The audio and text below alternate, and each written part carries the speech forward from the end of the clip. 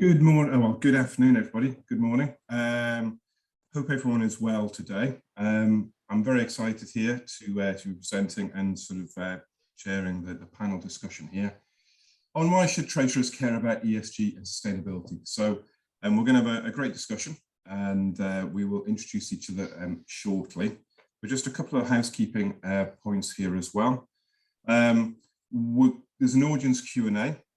There's a box at the right-hand side of your screen with the tab for Q&As. Throughout the session, please feel free to submit any questions. We'll try and answer these as we go along or towards the end of the session. The questions, recording, this session is being recorded, be available for replay on the Spent platform by the end of the day, and to view for the next 14 days as well. So remember, you can get engaged on social media here. Join the ACT's active LinkedIn groups, follow us on Twitter at ACT Update, and tweet at #ACT Middle East. So thank you very much for joining us today. It is going to be an interesting debate and interesting discussion. My name is Adrian Sargent. I am the founder and MD of ESG Treasury. I am looking to do all things sustainable. And it's really encouraging to see the active discussion amongst treasurers. And my own view is treasurers are key to ESG sustainability and a key part of any business, as I'm sure you will all agree. So I'll just go around and if I could ask each of the panelists to do a short introduction for themselves, that'd be great. And if I could start with John.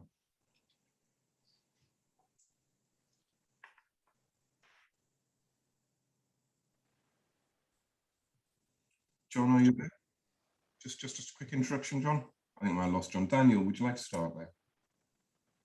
Yeah, sure. Good morning, everybody. And thank you very much for the invitation to come and join you on the panel. And thank you for the introduction, Adrian. So Daniel Tromans, I'm the Group Treasurer at Etihad Airways. Delighted to be on the panel and I think sharing some of the experiences we've had in terms of the transactions that we've done around the sustainable finance area. So delighted to be here this morning, and again, great to see you all. Excellent, welcome. And Khurrum, just a brief introduction from yourself as well, please. Yeah, sure. Good morning, everyone. Delighted to be here on the panel. Khurrum Zaeem, Head of Transaction Banking and Trade for Standard Chartered Bank in Africa, Middle East, based out of Dubai. Have exposure of ESG, have exposure of working in Africa as well, where I think this is a really moot topic these days. Thank you.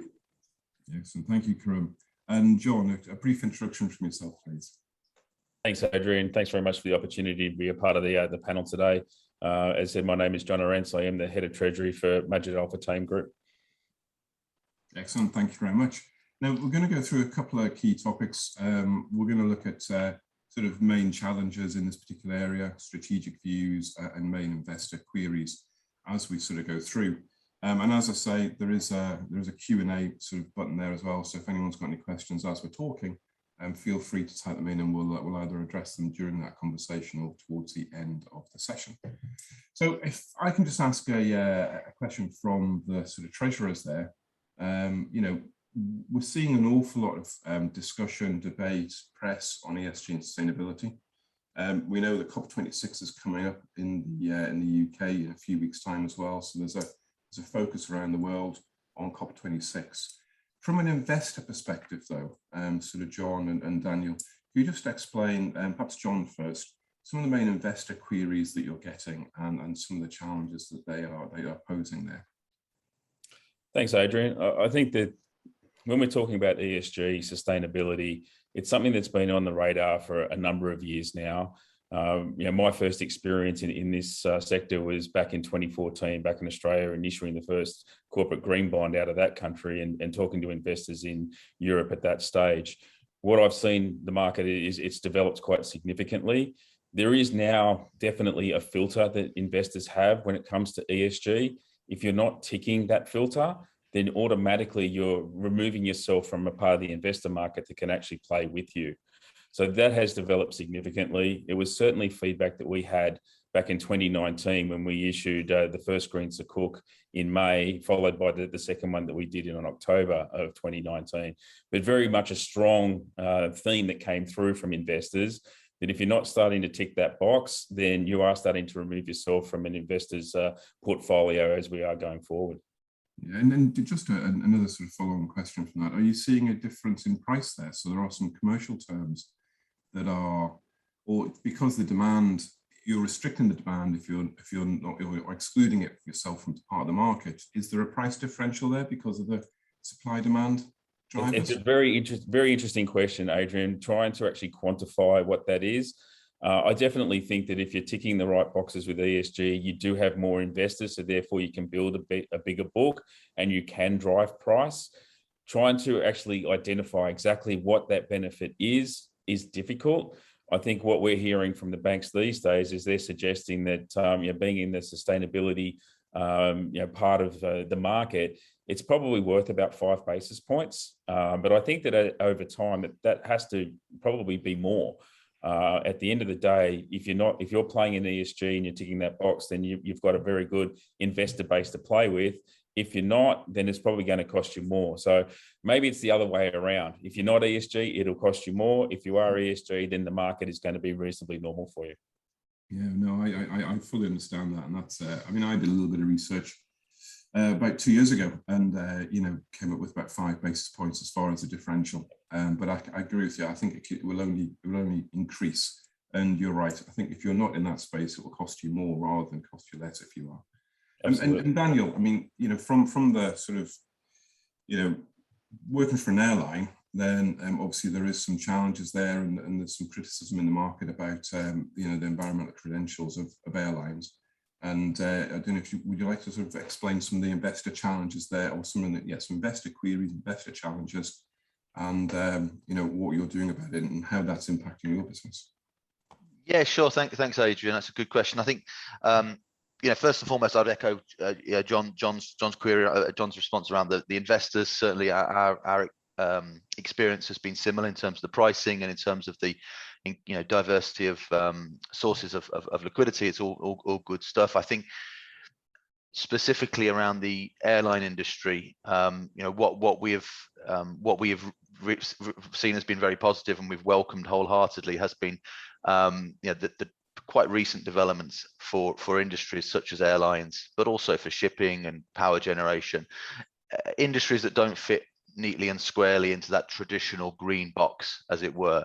And we've seen the emergence of these themes around transition and the concept of transition. And in fact, within our industry, a lot of work has been done in this space.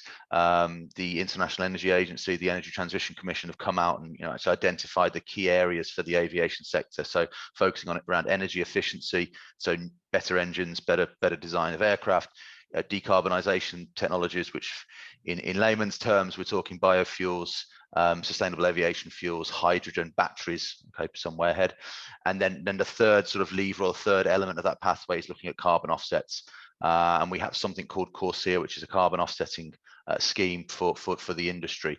So this concept of transition has emerged, and then sort of in parallel or alongside that, with my Treasury hat on, we've been able to really explore the concept of transition finance. So for companies, for organizations that sit within these traditionally non-green industries, how can we as treasurers, we as financiers, support that with our financing? So it's not as well established, I think, as the traditional green or sustainable financing market, but very much moving along. We've seen a lot of progress. The last 18 months. We came to the market last year, the end of the year, with the world's first transition sukuk, which was a capital markets issuance focused exclusively on our energy emissions reductions across our new fleet.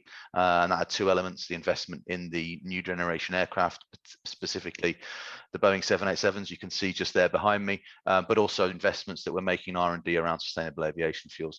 So yeah, it's definitely a challenge for industries such as aviation, but I think with the right will and commitment across all the stakeholders in the sort of financial system, it's definitely something that can be achieved, and we're seeing great progress right now in that space. Yeah, no, thank you, Daniel. And if I just come to yourself, Khurrum, you're sitting within a bank and obviously liaising on both sides and perhaps a sort of middleman broker. What are you seeing there? And it's interesting that Daniel's mentioning there, we've been talking about sort of green issuance, sustainable issuances, but that transition is really sort of an emerging market. What's your view there of sort of main investor queries, or what treasurers should really think about there when talking to investors? Yeah, thank you. Thanks for the question. Look, I think from our point of view, where we see, I don't think it's a choice anymore, right? This, if you look at maybe 2015, when the sustainable goals were signed by the United Nations Charter, I think post-COVID, there has been an extreme acceleration of the activities going on. I think COVID has been a great leveler, right? Because it has not discriminated.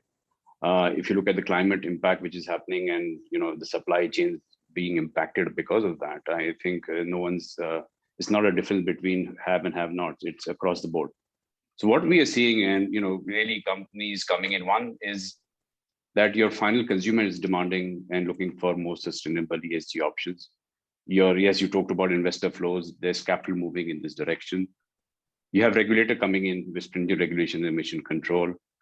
And of course, from an internal employee engagement and retention point of view as well, the new generation coming are much savvy and much more interested in this side of the story as well. So initial queries, I think what we felt, one, during the pandemic was, of course, sustainability of supply chains. People wanted greater visibility on the geographies they are exposed to, on the companies they're exposed to. They want to know who the suppliers are. So I think there's a clear direction from companies to look at who are the suppliers, how can they look at sustainable sourcing. We had queries from textile manufacturers to see where they can get PCI certified cotton. We have queries coming in from a lot of energy efficient solution. People want to convert. So transaction risk, which we were talking about, is quite apparent. They need to move in that direction. And of course, a lot of work being done on solar across, of course, UAE and of course Saudi Arabia. There's a huge demand for solar panels and activity, and we see a lot of clients heading in that direction, both as end use as well, and supply of goods and services as well. So I think it's here to stay. It's moving very fast.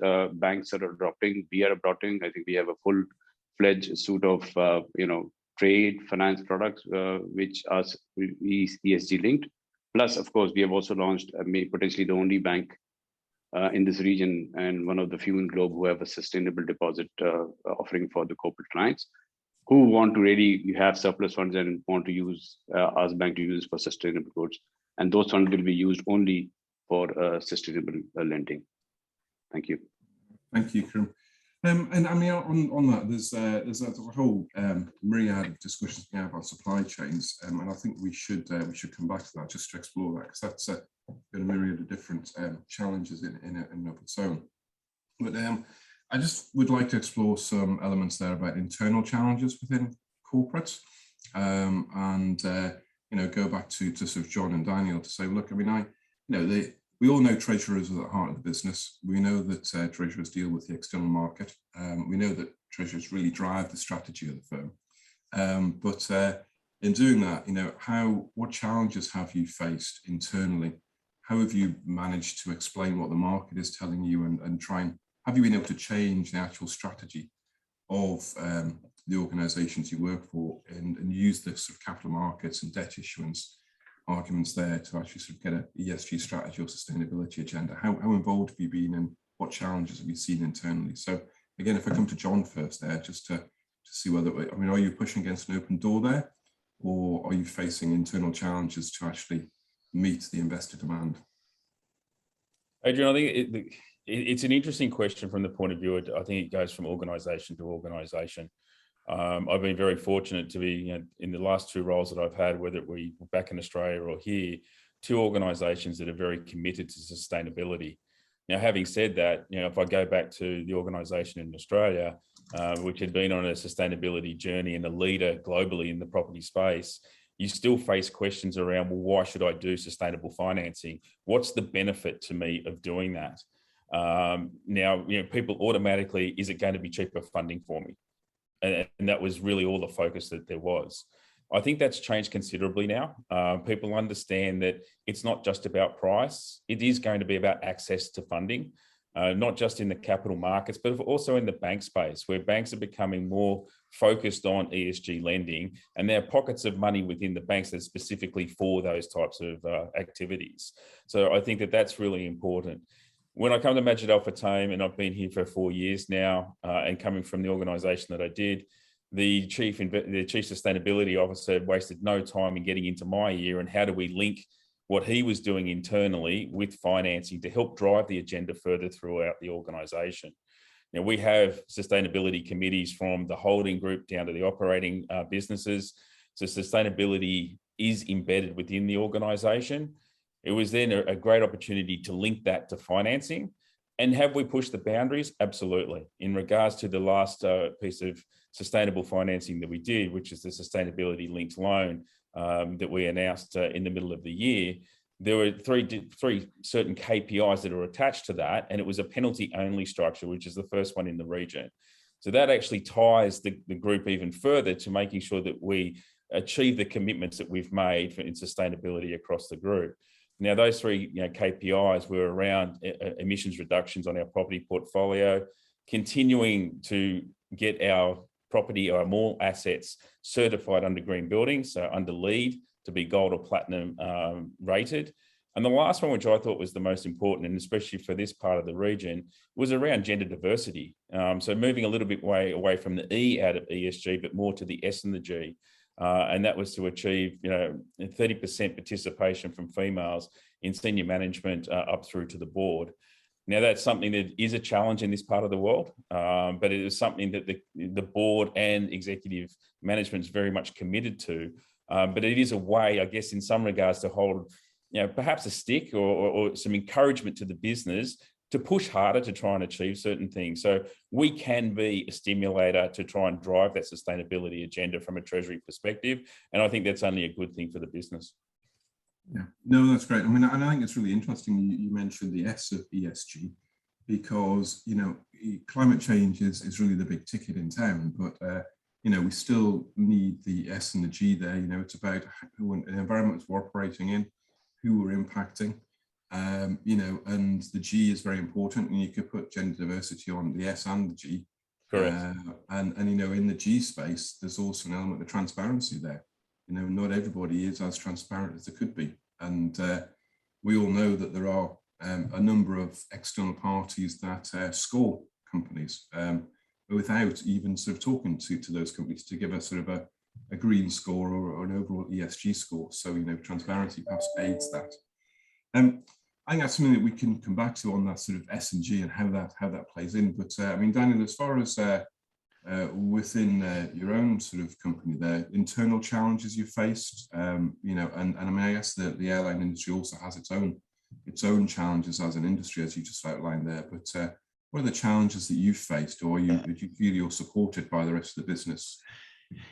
Yeah, so I would definitely echo. I think John's first response to the question as well. I think it's certainly not a case of, for what I see, for success in this area, you need to have probably two key elements. One is that broad corporate commitment around sustainability, because without that, you take these things into the boardroom and you try and explain. It's very challenging. So you have to have that overarching, really solid corporate commitment around sustainability. And I think the second part, then you have to have, and that's the bit we can take into our own hands as treasurers and treasury professionals, is that willingness to sort of play a small supporting role for the rest of the business in delivering sustainable finance in whatever shape or form that comes, whether it's green bonds, transition financing, SLLs, green supply chain finance, offsets, credits. There's a whole multitude, and I think this area is going to get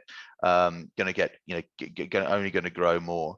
I think from an Etihad perspective, we were very fortunate. Etihad is, I think, is establishing itself as one of the leading airlines around sustainability. We were very early movers in this. Our CEO was one of the first airline CEOs to sign up to the Sustainable Development Goals back in 2017. And since then, we've launched the iconic Greenliner program, which has been very well received. Obviously, championing single-use plastic flights, flights powered by biofuels, by sustainable aviation fuels. We've had quite high-profile joint ventures around the Eco Demonstrator, which is a joint venture with NASA and Safran and Boeing around all sorts of technologies to enhance and make the aircraft and the engines more efficient. We've worked very closely with the World Wildlife Fund on wildlife trafficking. That's been a huge campaign for us to make sure that there is no wildlife trafficking going on our planes, on our metal.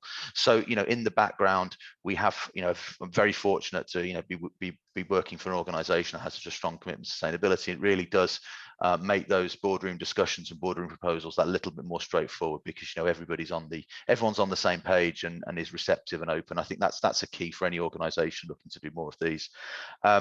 I think in terms of internal challenges, one of the things that we have faced, and again, we are a government-owned entity.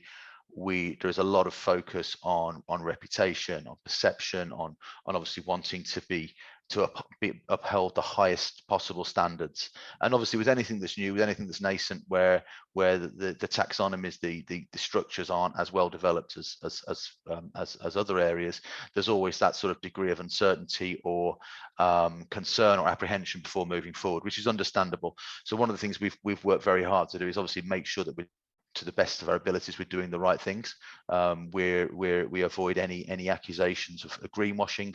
And one of the ways that we do that, we obviously don't rely on our own strong internal integrity and ethics, but we go beyond that. So when we work with, we typically try and work with the best-in-class international institutions. We've worked with a number of international bank franchises on the various transactions.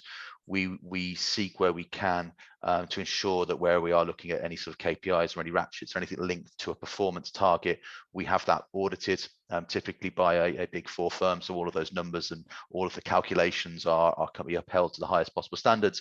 And then when it comes to putting the deals together in the various frameworks we've done, and we've done a number of frameworks now. We have the Etihad Sustainable Development Goals framework we did in 2019, the Etihad Transition Finance framework we did last year, something that I can't talk about today, but we'll be hearing, I think, a lot more from us in the next couple of weeks on a third taxonomy we're looking at. And in each case, we've elected to go to what's called a second party opinion provider. So we've worked with a number of the leading ones in industry, with Sustainalytics, with Visio, Eris, and effectively these guys come in and do a full assessment on your framework. They look at your deal, look at your transaction, a lot of scrutiny, a lot of good governance goes on around it. They really make us, force us to be very diligent and very careful. And this takes time, it takes effort, it extends timelines for deals, but it does mean that when you come out, you as the treasurers, you can be confident in what you're doing, and then those around you, your other stakeholders, can also be on board. So I think that for me is probably the biggest internal, I don't know if I call it a challenge, but one of the things that we have to focus on and spend a lot of time, and I'm very grateful for that, because I think it does mean that you end up with a great product at the end, and something that can be held up to scrutiny and can see the sort of the test when it's out there in the public domain. Yeah, I mean, it's really interesting points there. And I've if I cast my mind back a year or two ago, potentially, what you've explained there, it seems like an awful lot of work to issue a green sustainable bond. You've got to do all these internal frameworks, you've got to get external parties involved, you've got to do more structures, you've got to do more reporting. And one of the challenges that I was faced with was, why bother? As I'm going to have to spend more time, that means more money, more resource, I've got to put more frameworks in place. And, we heard earlier from John, there's a 5 basis point benefit. So, I guess to those cynics, then it's a why bother. I don't know if you've got any sort of comments on that, but I think it's my own view. It's reassuring when an organisation is fully behind it. But I think for those organisations that aren't there yet, then how would you tackle that? For those treasurers perhaps that are faced into that question that I faced a little while ago, how would you advise those treasurers to get over that hurdle and be able to take on perhaps a little bit of extra resource to do the frameworks, do the monitoring, structure the deals?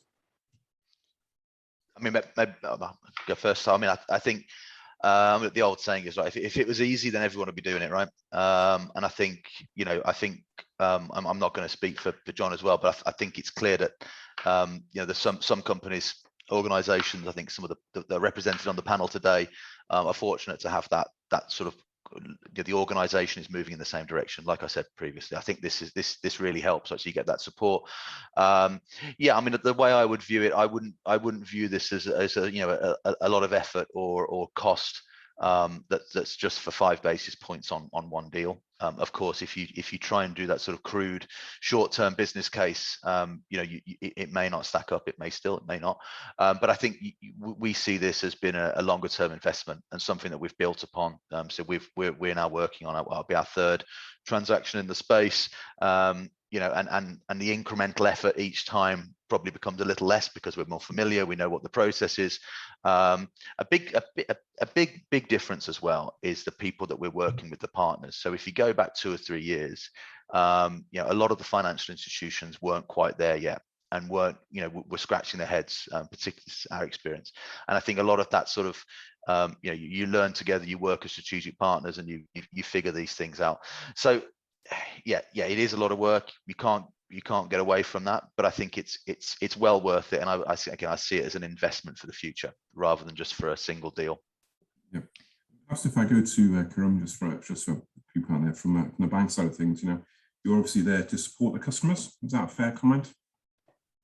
Yes, definitely. I think just to add on what John Tromans was saying, I think we are all lucky to be part of an organization where ESG is right front and center, right? I think we've all realized that, there's a global reset going on and we need to be part of the change and also help others change. So in terms of for us, of course, sustainability really is there to drive most of agendas. We are, of course, present in geographies where are really underdeveloped or developing. So I think we are there to provide the support. If you look at the, our overarching objective in terms of whether it's accelerating zero, whether we want to lift participation, or in terms of resetting globalization, in terms of how do we ensure the globalization has come into a lot of criticism, but in terms of what are the good aspects and how you can broad base it, how can we increase availability of finance to other areas, how can we ensure that financing is available to women in business. I think that's one of the initiatives we drive across the geographies we operating, as well as looking at SME. I think from advisory point of view, from Treasury, while we are lucky to be part of organization which is right front and center, but of course there's the other organization which are not really there. So question is, how do we take them along with us with the journey as well? So I think that's a very important point. So we of course have a sustainability team which leads the initiative in terms of advisory. I think the idea is to really, one is to make people understand in terms of the benefits coming in there. I think there's enough research which is there in the market in terms of where companies have invested in ESG, they have a higher top line and evaluation as well. They're able to reduce emissions, wastage, so the profitability is higher as well. So in terms of how do you convince that this is the way to go? And then, of course, you have to take small steps and to take it there because it does cost. It requires financing. It requires change. It takes time. But to really map it out where you are currently in that space and where you want to be, and how do you go and achieve that? I think that's very, very important because we have to bring the others along as well. We just cannot be restricted to the large global multinationals and global players. Yeah, no, thank you. And John, I don't know if you've got any comments. You've obviously worked for some very supportive organisations, but for those that are facing that challenge, arguments in order to help that organisation get into the sustainable space, and what would you say? I think a lot of what Daniel had mentioned before is exactly right. At the end of the day, this is a long-term play. There is a change that's happening within financing markets, whether it be through the bank market or the debt capital markets. And if you're not going to be a part of that, then it is going to have a financial impact on your organisation. That's the first point that I'd probably make in that area. I think to try and talk to people around some of the sustainability initiatives and things like that within an organisation, if you take solar as a great example and trying to reduce your energy costs. So there are benefits to investing today for something that is going to deliver you a benefit going forward. And that helps you achieve some of those ESG goals. And it's having those conversations around topics like that, around, yes, okay, well, I've got an initial outlay, but it's going to deliver X, Y, and Z. Not just about the financing, but to the bottom line of the organisation. And that's somewhere where you can get a lot more traction than just talking about how do I fund something and what is the financial cost or benefit that you may achieve from that. That's good.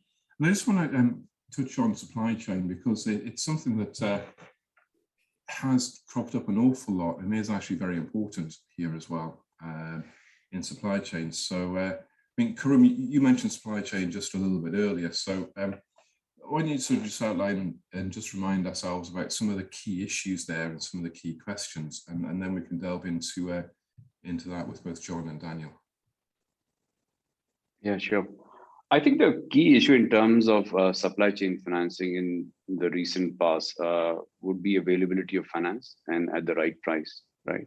So what we've seen and my previous experience in Africa as well, really stays to the point that they are not able to develop the local supplies or a vendor program because of the lack of ability finances, which are restricted to far and few.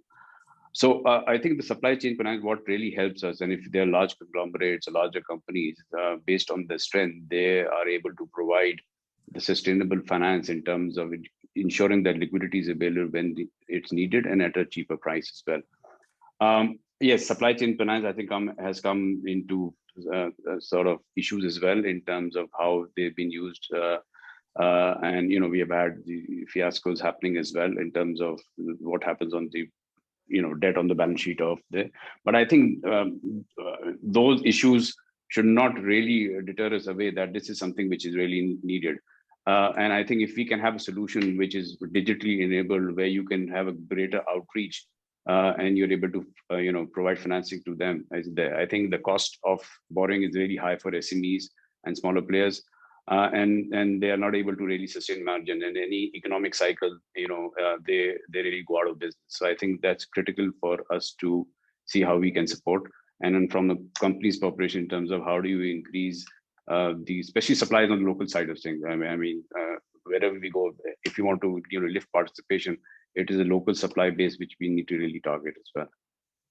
Yeah, that's interesting. And I mean, and John, you've obviously got within your sort of organizations, within the large group, you'll have an awful lot of varied suppliers there. You'll have some large suppliers, you'll have some smaller ones. Now, how do you get into that supply chain and understand what is being sourced from where and whether they're meeting various standards, whether it's environmental standards, slavery, fair working conditions? What sort of challenges do you face there, and how developed is that sort of process? And perhaps another question as well is what processes can be put in place to validate the ESG credentials of a supplier to make sure that doesn't detrimentally impact your own business. So in the first instance, Adrian, we do go through obviously a fairly rigorous process in regards to when we take on any new supplier. And there's obviously a fair amount of DD that goes into what are their practices to cover off the areas that you've talked about, whether it's slavery and so forth. So there is a stringent process and part of our procurement process policy that they have to go through before we can take on any new supplier to ensure that they're meeting the standards that we would expect to go through to, I guess that would impact our ESG. So it's something that the guys are doing on a regular basis. We do checks to make sure that people are adhering to the standards that we expect. If people are not measuring up to those standards, then we will stop to do business with those people, because it is impacting us as a brand and what we stand for as we go through business. So it's an important part of what we do. It's also, when we talk about sustainability, it's not just around that procurement side. It's then how do we actually deliver goods, whether it's more organic food, whether it's hydroponic farms, things like that, and in particular in local areas that we can help drive social agendas out of that ESG that we talked about before. Being able to train and to help drive local industries and put give more jobs back to local areas is something that we're very focused on within our supply chain. So we predominantly like to deal with locals in the first instance as much as we possibly can, that help drive that social agenda. Yeah, no, that's very heartening to hear.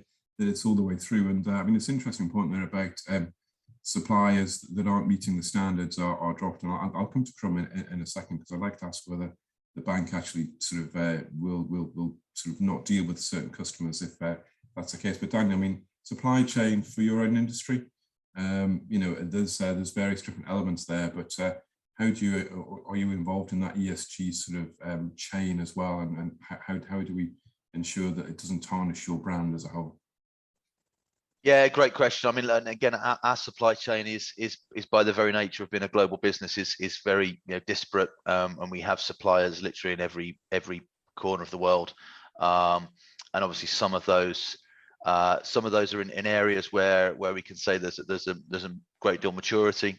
So we've been looking at ways to enhance our existing supply chain finance program, bringing in an ESG element or a sustainable element.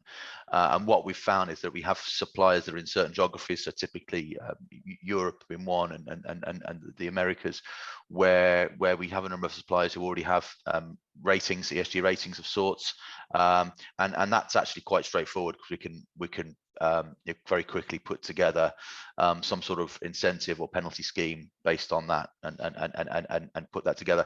We're not seeing as much of that in all of our territories, and I guess most pointedly here in the region. I expect that that's going to change, and it's going to change, I would imagine, quite rapidly. But we haven't seen as much of that yet in terms of the work we're doing. But obviously for our business, because we are buying stuff from every corner of the world, we are able to tap into some of that. But I think it's going to be increasingly important, and it's going to be a big focus for Etihad, I think, over the next 6 to 12 months, to really put the pedal to the floor on this, and really try and bring our suppliers along with us on the journey to the extent we possibly can. Yeah, and Khurrum, just from a bank's perspective, and I've, again, if I just echo, I won't necessarily name names, but I know of a number of institutions that have gone through their customers. I know of one fairly large institution that has proactively gone through their customers, and I was talking to a number of MDs in that business where they were actually reducing their number of customers if their customers were not on the right transition path. You know, even if they were transitioning and they didn't agree with the path they were on, or the speed of transition, they were saying, look, you're not the customer to be with us as a bank. Is that something that you're seeing from yourselves? You know, how actively is that something that you know, treasurers need to be mindful of, that some banks won't deal with their companies if their companies aren't on the right trajectory?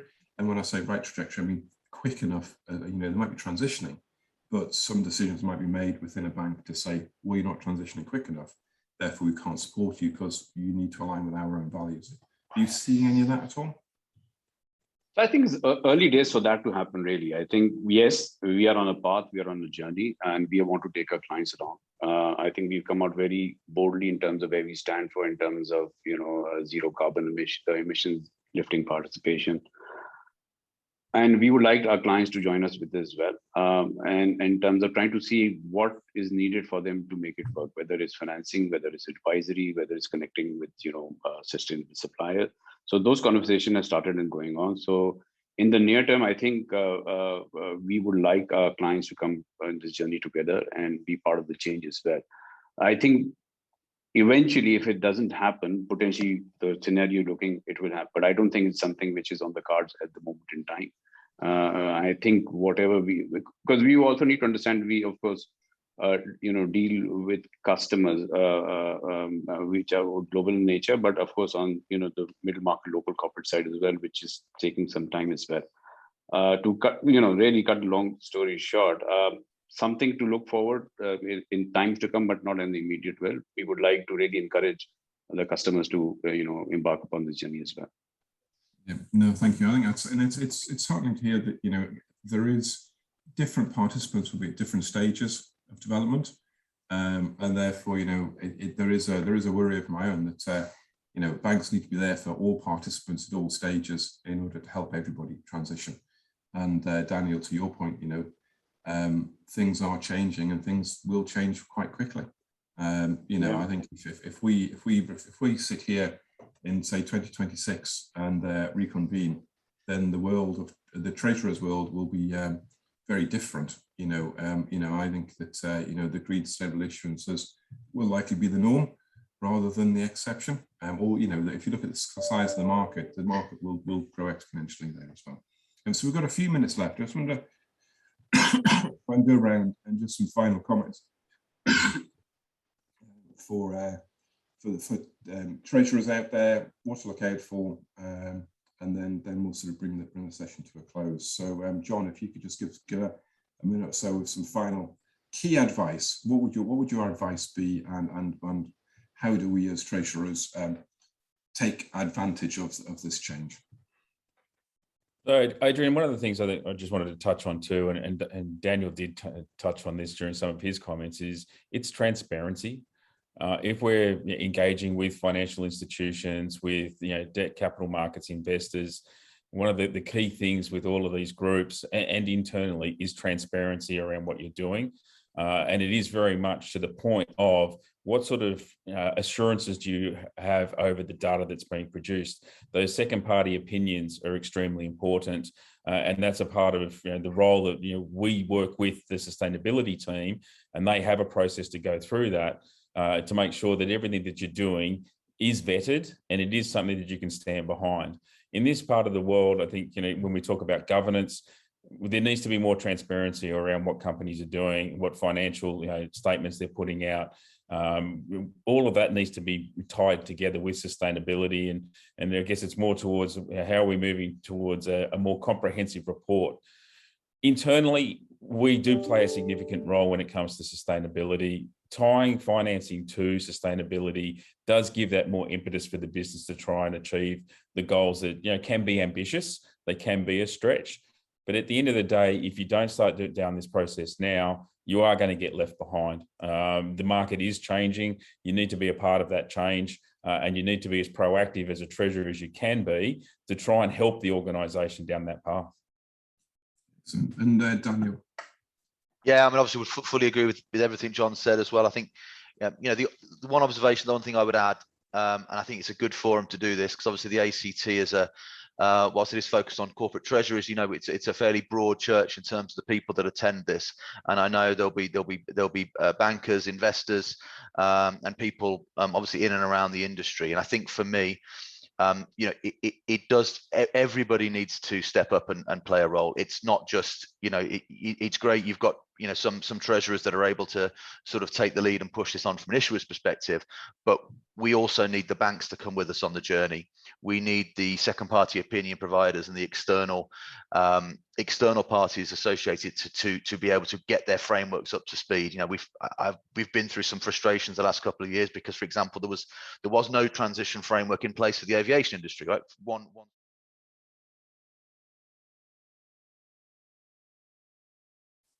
All right, welcome back, everybody.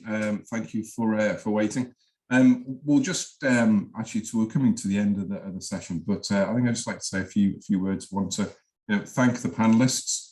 So thank you, John, Daniel, and Khurrum. Some very insightful comments there as well. And I'm sure if you'd like to reach out to all of us with any queries, questions, then we're all very passionate about this space and believe this is the right way to go. So we're very happy to help and advise and just have conversations about it to try and develop that particular space. And I think one of the key things here is obviously be active, be engaged, be inquisitive, and be challenging. Help your organisations understand the benefits here, and also some of the things that John was mentioning earlier about the market is changing. So it may well be restrictive financing if you're not on this particular journey as well. And the market, we believe, will change quickly, that will be a rapid change that you need to be ready for as well. Just once again, thank you to the speakers, and thank you for your time. If you want to watch this session again, it's on demand. All conference sessions were made available for replay on the event platform by the end of today for 14 days after the event. This includes additional sessions available exclusively on the on-demand page.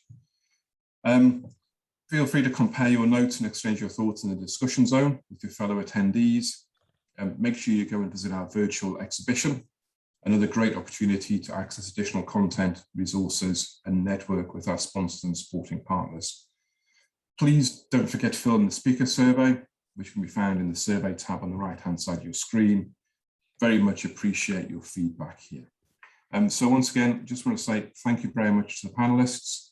Thank you to all of yourselves viewing, and have a great day, everybody. Thank you.